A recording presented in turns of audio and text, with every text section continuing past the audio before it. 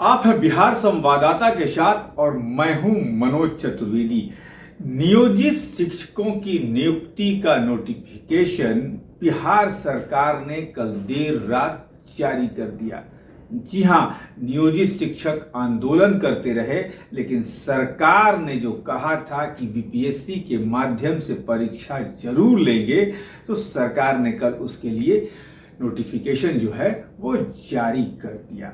उसके पहले हमने वो खबर दिखाई थी जहां अतुल प्रसाद जो बीपीएससी के अध्यक्ष हैं, तस्वीरों में फिर से आपको दिखा दें कि उन्होंने शाम को एक प्रेस कॉन्फ्रेंस की थी और सारी प्रक्रिया के बारे में पत्रकारों को बता दिया था और रात करीब 11:30 बजे के आसपास ये नोटिफिकेशन जो है ऑनलाइन किया गया। अब हम बता दें कि अब जो नियोजित शिक्षक हैं जिन्हें बीपीएससी की परीक्षा पास करनी है और जो नए लड़के हैं जिनको बीपीएससी की परीक्षा देकर शिक्षक बनना है, उनके लिए क्या क्या है पूरी प्रक्रिया। जी हाँ, परीक्षा का आयोजन 19, 20, 26 और 27 अगस्त को किया जाना है। रिजल्ट दिसंबर तक आ जाने की संभावना रहेगी। अभ्यर्थी बीपीएससी की आधिकारिक वेबसाइट जो हमारे स्क्रीन पर भी चल रही है, उससे आप उस परीक्षा पर जाकर ऑनलाइन फॉर्म भर सकते हैं, नोटिफिकेशन को डाउनलोड कर सकते हैं। इसके साथ ही जब लिंक एक्टिव होगी तब ऑनलाइन आवेदन भी आप कर सकते हैं।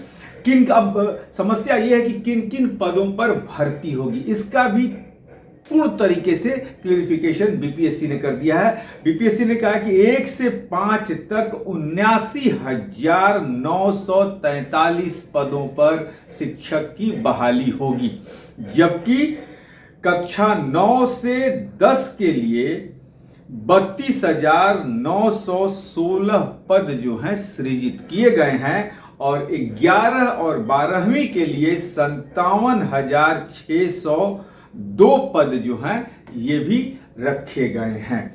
जी, सबसे बड़ी बात आप इसमें देख सकते हैं कि 6वीं से लेकर 8वीं तक माने 6, 7, 8 ये 3 कक्षाओं के लिए किसी भी शिक्षक की बहाली का कोई नोटिफिकेशन नहीं है, यानी कि उनसे परीक्षा ली जाएगी या नहीं इसकी जानकारी भी बीपीएससी ने नहीं दी है। शायद बीपीएससी और सरकार ये देखना चाहती है, खास करके सरकार ये देखना चाहती है कि नियोजित शिक्षक जो करीब 16-17 वर्षों से पढ़ा रहे हैं, इसके बाद उनकी प्रतिक्रिया क्या आती है।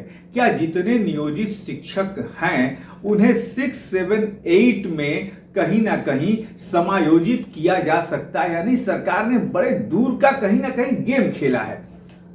अब आगे बता दें आपको, श्रेणीवार क्वालिफाइंग अंक सामान्य जो है वो 40%, ओबीसी के लिए 36.5%, ईबीसी के लिए 34 तथा एससी एसटी महिला दिव्यांग के लिए 32% रखा गया है कि यदि जनरल कैटेगरी में आपको है तो 120 नंबर की परीक्षा हो रही है, तो उसमें 40% नंबर यानी कि 40 और 48 नंबर आपको निश्चित तौर पर लाने होंगे।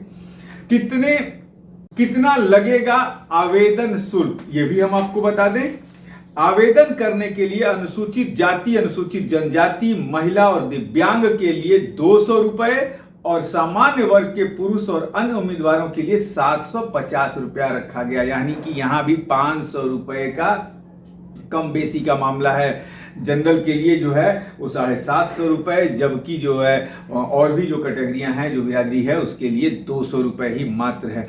अब आ जाए सैलरी, जिसका सबको इंतजार था। सैलरी कितनी मिलेगी? प्राइमरी स्कूल क्लास 1 से 5 तक मूल वेतन 25,000 प्रति माह एवं अन्य अनुमान्य भत्ते अस्थायी एवं नई पेंशन योजना के नियमानुसार अनुमान्य होगा। मिडिल स्कूल 9 to 10 31,000 और सब सारे नियम वही रहेंगे। हायर सेकेंडरी यानी 11-12 मूल वेतन 32,000 और सब कुछ जो है वही रहेगा नियमानुसार। आयु सीमा सबसे बड़ी समस्या होगी। आयु सीमा जो है सभी पदों पर नियुक्ति के लिए न्यूनतम एवं अधिकतम उम्र सीमा के लिए कट ऑफ तारीख 1 सितंबर 2023 को होगी।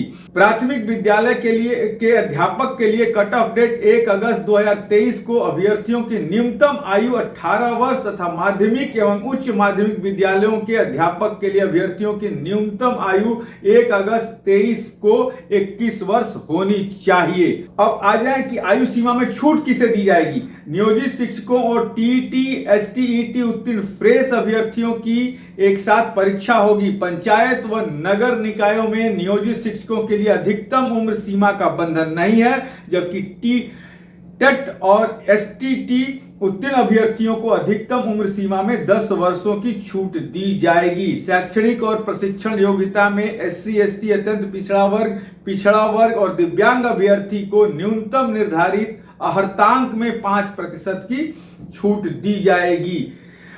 सिलेबस कैसा होगा जिसका एग्जाम लेगी बीपीएससी। माध्यमिक उच्च माध्यमिक के लिए एनसीईआरटी आधारित होगा सिलेबस। प्राथमिक विद्यालयों के शिक्षक अभ्यर्थियों को एनसीईआरटी के सिलेबस पर आधारित पुस्तकों को पढ़ना होता है, लिहाजा उनकी नियुक्ति परीक्षा में पूछे जाने वाले प्रश्न इन्हीं एनसीईआरटी से पूछे जाएंगे। 1,70,000 टीचर्स की वैकेंसी जो है का नोटिफिकेशन जारी कर दिया गया है। अब देखना यह है कि नियोजित शिक्षक जो अड़े हैं, जो 15 से 17 वर्षों से पढ़ा रहे हैं, क्या वो परीक्षा देते हैं या नहीं। और अभी कल भी हमने दिखाया था कि जो माध्यमिक शिक्षक संघ के महासचिव हैं शत्रुघ्न सिंह, उन्होंने क्या कुछ कहा था। फिर से जरा सा उनको सुनवा देते हैं आपको। तो ये सुना ये थे शत्रुघ्न सिंह, लेकिन आज हम कोशिश करेंगे फिर से, जब ये नोटिफिकेशन जारी हो गया है तो शत्रुघ्न सिंह से संपर्क करने की, आज वो क्या कहते हैं और अपनी अब रणनीति में कोई बदलाव उन्होंने किया है कि नहीं। आप बने रहिए बिहार संवाददाता के साथ।